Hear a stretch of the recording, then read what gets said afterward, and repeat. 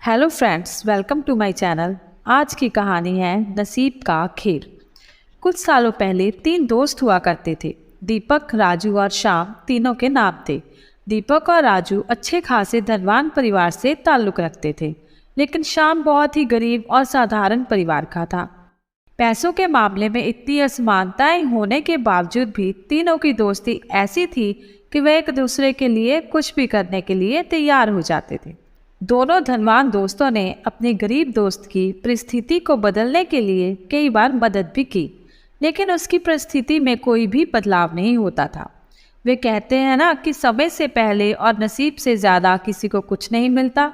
बस ऐसा ही कुछ सांप के साथ हो रहा था। तीनों ही अब जवान हो गए। दोनों धनवान दोस्त अपना अपना व्यापार अच्छे से करने लगे और पहले से भी ज़्यादा धनवान बनते चले गए। लेकिन शाम की हालत बद से बदतर होती गई। अपने दोस्त की बिगड़ती हुई हालत देखकर दीपक और राजू ने उसके लिए कुछ करने का फैसला किया। दोनों ने 100 सोने के सिक्के एक थैली में रखे और शाम को देते हुए कहा, तुम इनसे कोई व्यापार शुरू करो और पैसे कमाओ और अपनी गरीबी दूर करो। शाम ने उन 200 सिक्कों में से 5 सिक्के घर खर्च के लिए निकाले और बाकी के 195 सिक्के अपनी पगड़ी में बांधकर शहर की तरफ जाने लगा, ताकि वहां जाकर व्यापार के लिए कुछ जरूरी चीज़ें ला सके। वो गांव से कुछ दूर ही पहुंचा था कि आसमान से एक चील उड़ती हुई आई और उसकी पगड़ी उड़ाकर ले गई। शाम ने उसका काफ़ी पीछा किया, लेकिन चील इतनी ऊंची और तेज उड़ी कि उसको आखिरकार हार मानकर घर लौटना ही पड़ा। कुछ दिन बीतने के बाद जब दीपक और राजू शाम की हालत का जायजा लेने के लिए उसके घर पहुंच गए, तो उन्हें शाम की हालत में रत्ती भर का भी फर्क नजर नहीं आया। पूछने पर शाम ने सारी हकीकत दोनों को बता दी। राजू को उसकी बातों पर भरोसा नहीं हुआ, लेकिन दीपक ने उसका विश्वास कर लिया। दीपक ने फिर से उसे 200 सोने के सिक्के दिए और बोला, फिर से कोशिश करो। दीपक और राजू के जाने के बाद शाम ने सोचा, अभी काफ़ी रात हो गई है, इसीलिए सिक्कों को कहीं छुपा देता हूँ ताकि कोई चोर उन्हें चुरा ना सके। कल शहर जाकर कोई धंधा शुरू करूँगा। उसने उन सिक्कों को अपने घर में रखी भूसे की एक टोकरी में छुपा दिया। शाम सुबह नींद से जागा और सीधा उस भूसे की टोकरी की तरफ गया जहाँ उसने सिक्के छुपाए हुए थे। उसने घर में काफ़ी ढूंढा, लेकिन उसे वह भूसे की टोकरी कहीं नज़र ही नहीं आई। उसने अपनी माँ से पूछा तो माँ ने बताया कि उसे सब्जी खरीदनी थी और घर में पैसे नहीं थे, इसलिए उसने उस भूसे की टोकरी के बदले सब्जी खरीद ली। शाम आखिर क्या करता, वह अपनी किस्मत को कोसता रह गया। फिर से कुछ दिनों बाद दीपक और राजू शाम को मिलने आए। तब भी उन्हें उसकी परिस्थिति बदली हुई नज़र नहीं आई, बल्कि इस बार तो उसकी हालत और ज़्यादा खराब हो गई। उसके कपड़े भी फट चुके थे और घर में कपड़े सीने के लिए सुई तक नहीं थी।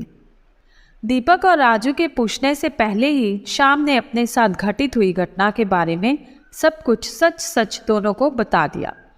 वह बोला कि तुम लोग मेरी मदद करना छोड़ दो।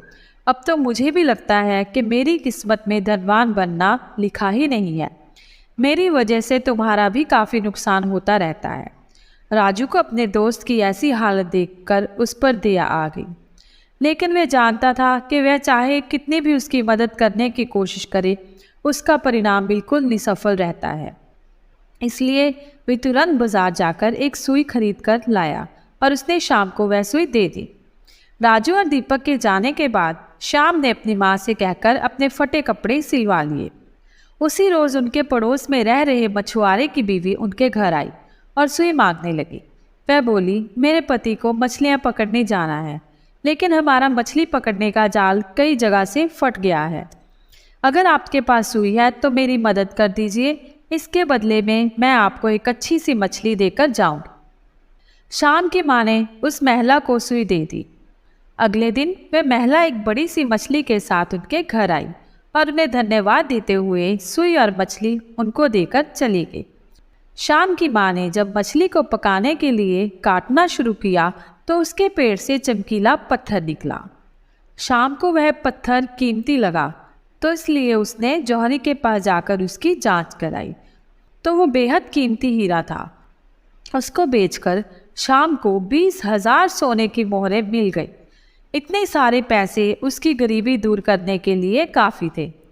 उन पैसों से उसने अपने लिए एक अच्छा घर खरीदा और काफ़ी सारी खेती करने लायक ज़मीन और बगीचा भी। साथ में कई सारी गायें भैंस खरीदी ताकि दूध का व्यापार शुरू कर सके। हमेशा की तरह कुछ दिनों बाद जब उसके दोनों दोस्त राजू और दीपक उसे मिलने आए तो उसकी बदली हुई परिस्थिति देखकर दोनों दंग रह गए। इस बार दीपक को शाम की बातों पर भरोसा नहीं हो रहा था। उसे लग रहा था कि ज़रूर उसी के दिए पैसों से शाम ने तरक्की की है, लेकिन राजू को उस पर विश्वास हो गया कि ज़रूर उसी सुई की वजह से उसकी किस्मत बदली है। शाम अपने दोनों दोस्तों को अपने खेतों में घुमाने ले गया और बाद में अपने बगीचे में। वहाँ पर कुछ बच्चे पहले से एक पेड़ पर चढ़कर फल तोड़ रहे थे। बच्चों ने गलती से वहाँ पर एक पक्षी का घोंसला गिरा दिया, जिसमें एक पगड़ी के अंदर 195 सोने के सिक्के वाली वही पोटली थी जिसे कभी एक चील शाम के सर से उड़ा ले गई थी। उसे लेकर जब तीनों दोस्त घर लौटे तो शाम की माँ गाय भैंसों को भूसा खिला रही थी और उसी दौरान भूसे की एक टोकरी से वह 200 सोने के सिक्के भी निकले जो शाम ने कभी अपने पुराने घर में भूसे की टोकरी में छुपाए थे।